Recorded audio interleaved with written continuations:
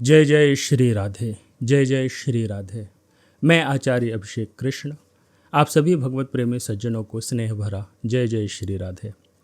भगवत प्रेमी सज्जनों, आने वाले कुछ समय पर नवरात्र पर्व शुरू होने वाला है, तो मैं आप लोगों के साथ नवरात्र पर्व की कुछ विशेष बातें जो हैं आप लोगों को बताऊंगा कि इस नवरात्र पर्व पर हमें किन किन बातों का विशेष ध्यान रखना चाहिए। जो लोग इस नवरात्र के पर्व पर उपवास रहते हैं, पूजन करते हैं, पाठ करते हैं, तो उनको किस प्रकार से पूजन करना चाहिए, किस प्रकार से उपवास रखना चाहिए, विधि क्या है और हमें किन किन विशेष बातों का हमें ध्यान भी रखना चाहिए। इन सभी बातों को लेकर के मैं आप लोगों के साथ कुछ विशेष चर्चाएं करूंगा। तो इस बार जो है नवरात्र भगवत प्रेमी सज्जनों 3 अक्टूबर दिन गुरुवार 2024 से शारदीय नवरात्र गुरुवार के दिन से हस्त नक्षत्र में प्रारंभ हो रहा है। तो इन सारी बातों को ध्यान में रखते हुए अगर हम व्रत पूजन उपवास रखते हैं तो हमें इन सभी कार्यों का, इन सभी अनुष्ठानों का हमें पूर्ण फल प्राप्त होता है। तो सबसे पहले हम यह जानें कि नवरात्र किसे कहते हैं। तो शास्त्रकारों ने बताया है कि नवानाम रात्राणाम समाहारः इति नवरात्रि, अर्थात नवरात्रियों के समूह को हम नवरात्रि कहते हैं, ना कि दिन को। जब हमारी यह नवरात्रियां पूर्ण होती हैं तभी जो है यह नवरात्र जो है यह पूर्ण होता है।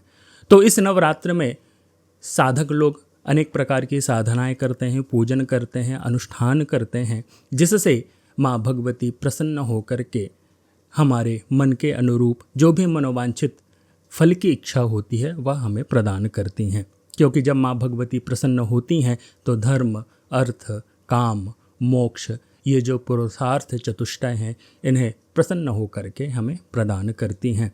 तो माँ भगवती के चरित्र में राजा सुरथ ने महर्षि मेधा से कहा था कि तामुपैहि महाराज शरणम परमेश्वरीम आराधिता सेवनृणाम भोग स्वर्गा पवर्गदा, अर्थात कि हे महाराज आप उन्हीं भगवती की शरण ग्रहण कीजिए, आप उन्हीं की आराधना कीजिए जिससे वे प्रसन्न होकर के भोग स्वर्गा पवर्गदा, आपको स्वर्ग, मोक्ष, भोग, सभी प्रकार के भोग, आपकी सभी प्रकार की इच्छाएं जो हैं देवी माँ जो हैं वह प्रदान करेंगी।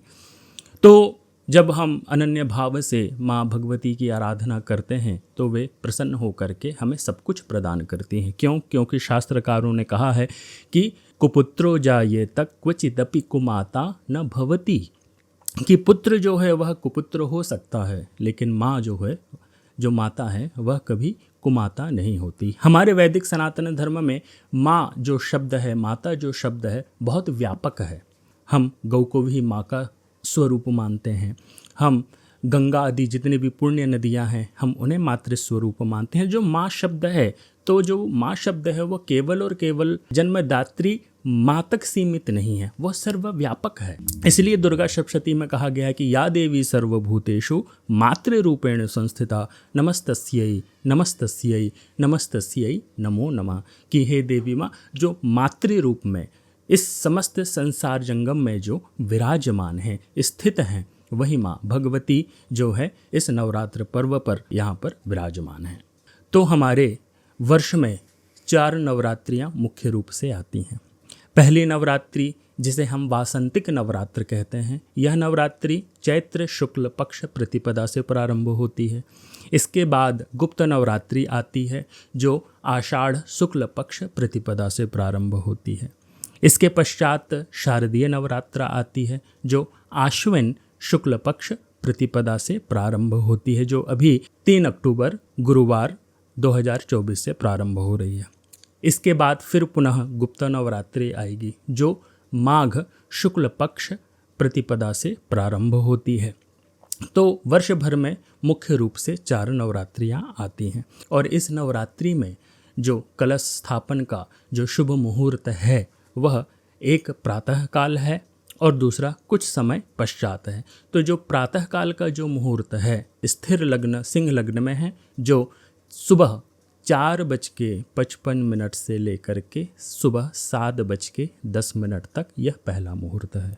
दूसरा जो मुहूर्त है वह सुबह 9:26 से लेकर के 11:13 43 मिनट तक के मध्य का है, क्योंकि कलश स्थापन जो है सदैव स्थिर लग्न में, ज्योतिष शास्त्र के अनुसार स्थिर लग्न में करना चाहिए। हम कोई भी जप तप पूजा पाठ अगर प्रारंभ करें, कोई भी अनुष्ठान अगर हम प्रारंभ करें, तो उसमें सर्वप्रथम मुहूर्त देखा जाता है, क्योंकि मुहूर्त देखना आवश्यक है। क्यों देखा जाता है? इसलिए देखा जाता है कि मुहूर्त देखने से, मुहूर्त के अनुसार कार्य करने से वह कार्य की जो सिद्धि है वह शीघ्रातिशीघ्र हमें फल प्रदान करती है, और इसके साथ साथ जितने भी प्रकार के विघ्न बाधाएं हैं वह भी दूर हो जाती है। तो ये जो दो मुख्य जो मैंने समय बताए हैं, इन्हीं दो समय में जो है आप कलश स्थापन करें।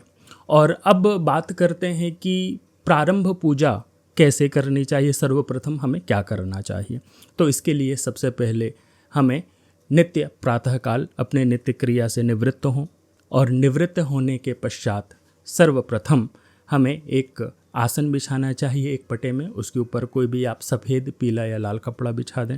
उसमें सबसे पहले सुपारी के या नारियल के गौरी गणेश स्थापन कर लें, रख लें वहाँ पर, नवग्रह बना लें और कलश स्थापन करें। तो कलश स्थापन के लिए आपको जो है 3 कलश रखनी है। पहली एक कलश माँ भगवती की, दूसरी कलश वरुण की, और तीसरी जो कलश है वह अखंड ज्योति की रहेगी। तीनों कलशों को स्थापन करने की विधि क्या है? तो सबसे पहले पात्र जो होना चाहिए वह तांबे का होना चाहिए या पीतल का होना चाहिए।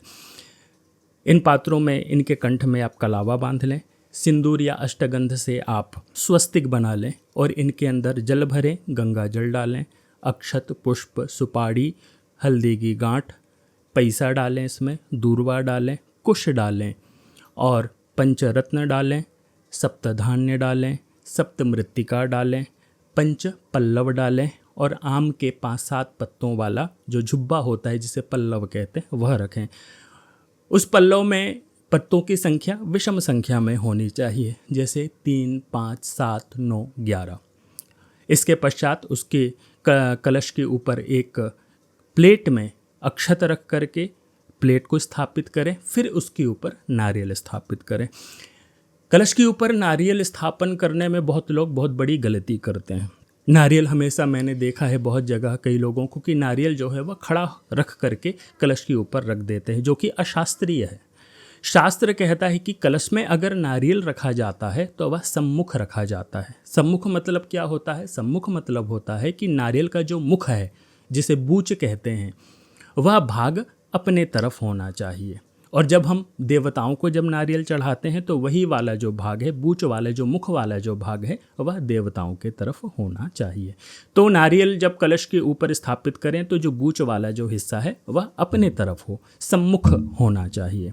पूजन करते समय आपका मुख पूर्व या उत्तर की ओर होना चाहिए। तो इस प्रकार से कलशों को स्थापन कर लें।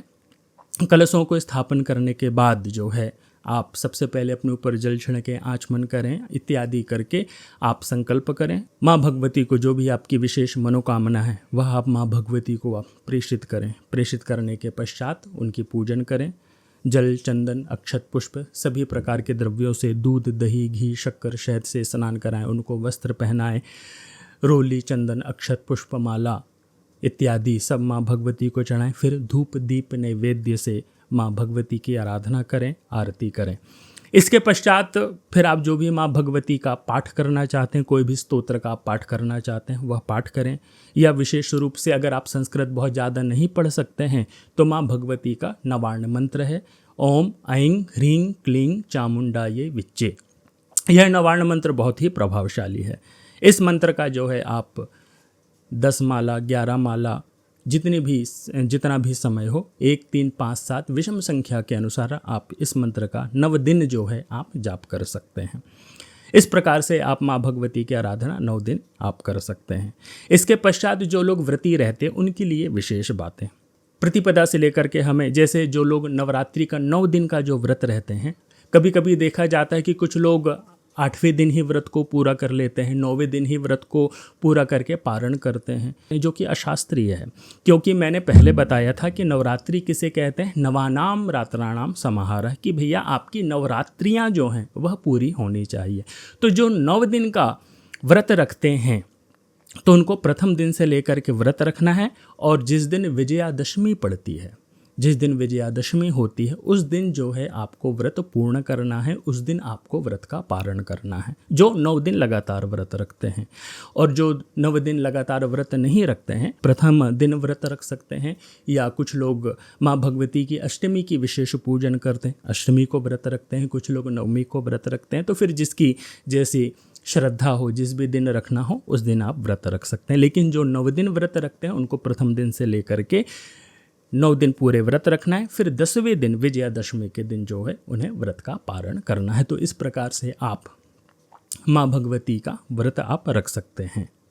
यह पूजा की विधि हो गई, व्रत की विधि हो गई कि इस प्रकार से हमको व्रत रखना है। अब अंतिम में उपवास में हमें क्या खाना चाहिए, क्या नहीं खाना चाहिए। अगर संभव हो तो हमें बिना नमक का लेना चाहिए। अगर कुछ स्वास्थ्य समस्या हो तो आप एक बार नमक ले सकते हैं। नवरात्र के दिनों में प्रयास करें, जो लोग व्रत नहीं भी रह रहे हैं वे लोग भी अपने घर पर लहसुन प्याज का त्याग करें। अखाद्य खादन जो है इन नवरात्रियों के दिनों में नहीं रखना चाहिए। पूर्ण ब्रह्मचर्य व्रत का पालन करना चाहिए और यथासाध्य हो माँ भगवती की आराधना, उपासना, साधना जो है जिस प्रकार से भी बनती हो उस प्रकार से अवश्य कर लेनी चाहिए। और जो लोग और विशेष आराधना करना चाहें तो उनके लिए जो है वे दुर्गा सप्तशती का पाठ अच्छे योग्य वैदिक ब्राह्मणों से, जो अच्छे संस्कृत के पढ़े लिखे जो ब्राह्मण हैं उन ब्राह्मणों से जो है वे दुर्गा सप्तशती का पाठ भी करा सकते हैं, क्योंकि माँ भगवती जो हैं दुर्गा सप्तशती के पाठ से बहुत जल्दी जो है प्रसन्न होती हैं और जिस मनोकामना से दुर्गा सप्तशती का पाठ किया जाता है वह मनोकामना जो है अवश्य शीघ्रातिशीघ्र पूर्ण होती है। आज के लिए इस वीडियो में इतना ही। फिर अगले वीडियो में जो है विशेष और चर्चाओं के साथ आप सभी लोगों के सामने उपस्थित होऊंगा। जय जय श्री राधे, जय जय श्री राधे।